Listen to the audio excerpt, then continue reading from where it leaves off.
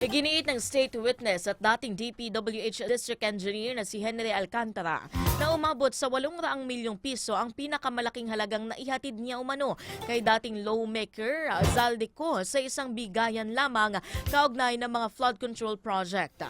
Sa pagdinig ng Sandigan Bayan 3rd Division sa kasong malversation na kinasasangkutan din ni dating Senador Bong Revilla Jr., inihayag ni Alcantara na nagsimula ang kanyang koneksyon kay Ko noong 2021 sa pamamagitan umano ni dating DPWH Undersecretary Roberto Bernardo.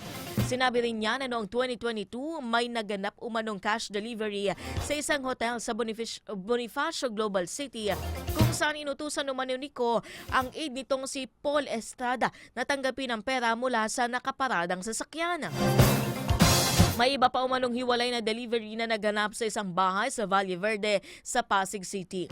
Dagdag pa ni Alcantara, umaabot umano sa 20% ng infrastructure allocation sa ilalim ng GAA ang mga kickback noong 2022 at tumaas pa umano ito sa 25% noong 2023.